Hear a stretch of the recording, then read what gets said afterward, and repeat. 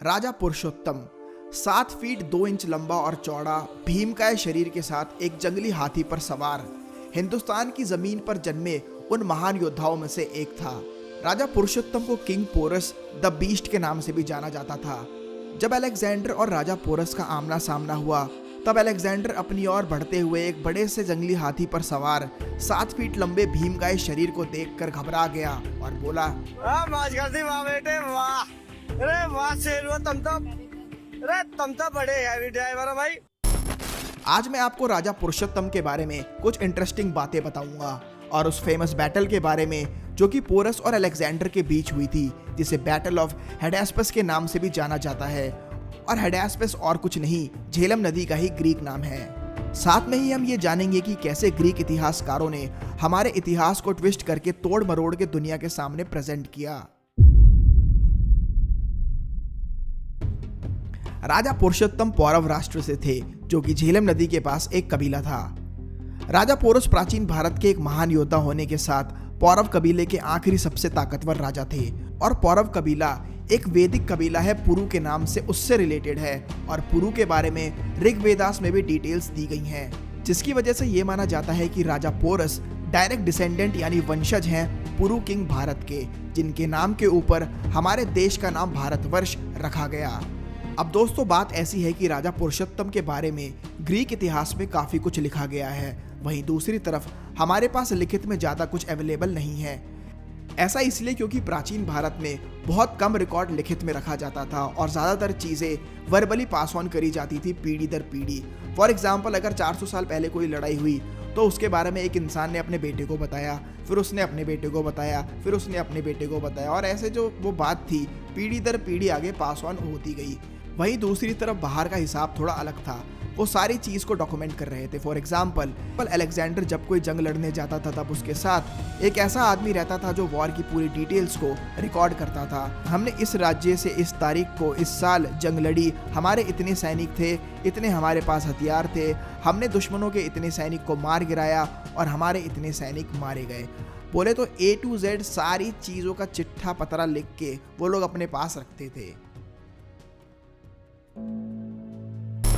अब इस चीज़ की दोस्तों जितनी ही एडवांटेज है उतनी ही डिसएडवांटेज, और डिसएडवांटेज क्या है वो मैं आपको वीडियो के एंड में बताऊंगा, और उसके बाद आप फिर खुद डिसाइड करना कि क्या सही है और क्या गलत।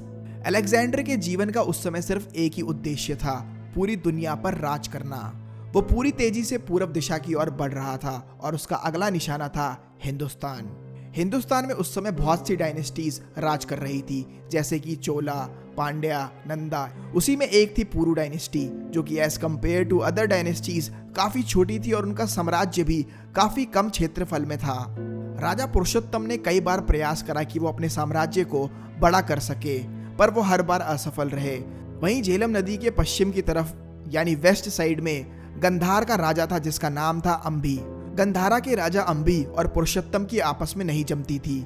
जब अलेक्जेंडर हिंदुस्तान की तरफ पहुंचा पंजाब की तरफ से, तब राजा अंबी ने उसका भव्य स्वागत किया और उससे हाथ मिला लिया, क्योंकि उसे पता था कि अलेक्जेंडर की आर्मी के सामने वो नहीं टिक सकता, तो क्यों ना मैं इसके साथ जुड़ जाऊं। अब अलेक्जेंडर झेलम नदी की ओर तेजी से बढ़ रहा था और झेलम नदी के उस तरफ था राजा पुरुषोत्तम का साम्राज्य।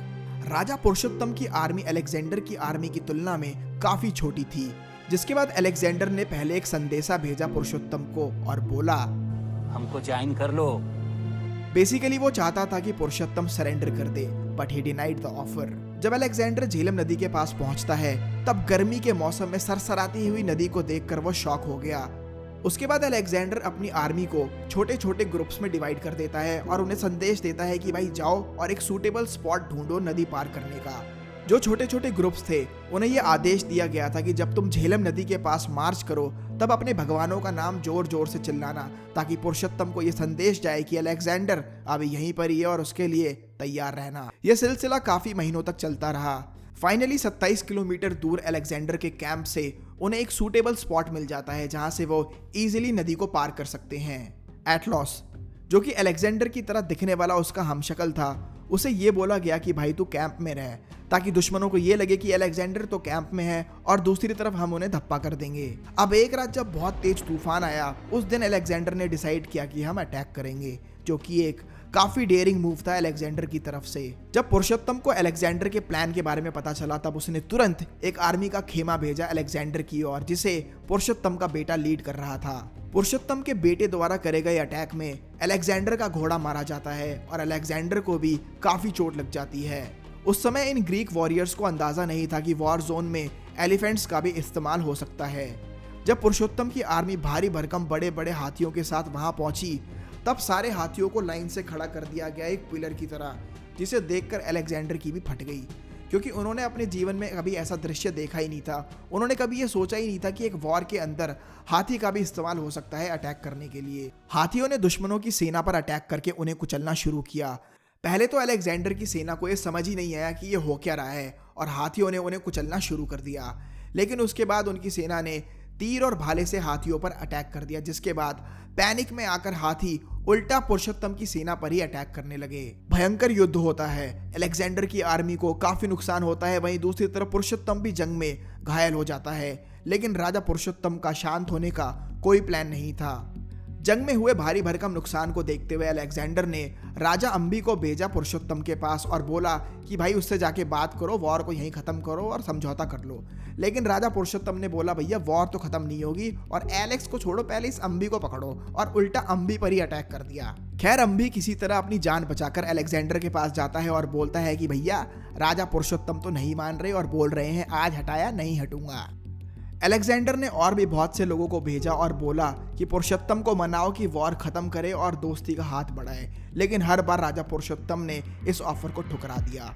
एट द एंड अलेक्जेंडर मेरोस, जो कि राजा पुरुषोत्तम के काफ़ी क्लोज फ्रेंड थे, उन्हें भेजता है समझौते के लिए और फाइनली वॉर खत्म होती है। अब यह है दोस्तों इन सारी घटनाओं का एक वर्जन।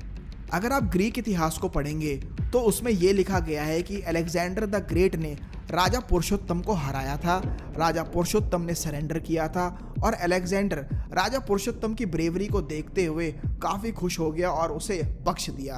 अब दोस्तों इस बात का कोई तुक नहीं बनता, इसलिए क्योंकि अलेक्जेंडर के जीवन का सिर्फ एक ही उद्देश्य था, पूरी दुनिया पर राज करना है चाहे कुछ भी हो जाए, और जो भी मेरे सामने आएगा मैं उसे मिटा दूंगा चाहे कुछ भी हो। और उसने ऐसा अपने जीवन में किया भी। उसने जिस भी राज्य पर अटैक करा उसे ख़त्म कर दिया और उसके मुखिया को तो उसने ज़रूर मारा।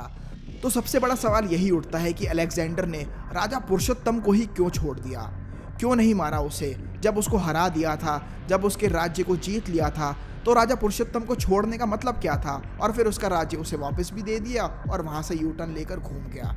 अब दोस्तों ऐसा इसलिए है क्योंकि ग्रीक इतिहासकार ना अपने वॉरियर्स को सुपीरियर दिखाना चाहते हैं और उन्होंने हर जगह यही चीज़ करी है, क्योंकि हमारे पास तो कोई ऐसा एविडेंस है नहीं। हालांकि ये कहा जाता है कि वो वॉर पुरुषोत्तम जीत गया था और उसके बाद अलेक्जेंडर वहाँ से सही में मुड़ के चला गया था। हमारा इतिहास जो है दोस्तों उसको दबाया गया है, इसमें कोई भी दोहराई नहीं। और जो ये ग्रीक इतिहासकारों का इतिहास है इसके अंदर भी कुछ ना कुछ झोल तो है ही, और ऐसा मैं नहीं कहता, ऐसे और भी बड़े बड़े इतिहासकारों का कहना है। अगर आप गूगल पे जाकर पढ़ें, इसके ऊपर और रिसर्च करें। तो गाइस आज की वीडियो के लिए बस इतना ही। आप क्या क्या कह रहे हैं इसके बारे में? क्या राजा पुरुषोत्तम ये वॉर हार गए थे या जीत गए थे? आई होप आपको ये वीडियो पसंद आई। अगर ये वीडियो अच्छी लगी तो इसको लाइक करें, शेयर करें और चैनल को सब्सक्राइब करना तो यार बिल्कुल भी ना भूलें। अगर आप चाहते हैं मैं किसी पर्टिकुलर वॉरियर के ऊपर वीडियो बनाऊं तो नीचे कमेंट सेक्शन में उसका नाम कमेंट करें। तो अब मैं आपको मिलता हूं अपनी अगली वीडियो में, तब तक के लिए good bye and take care.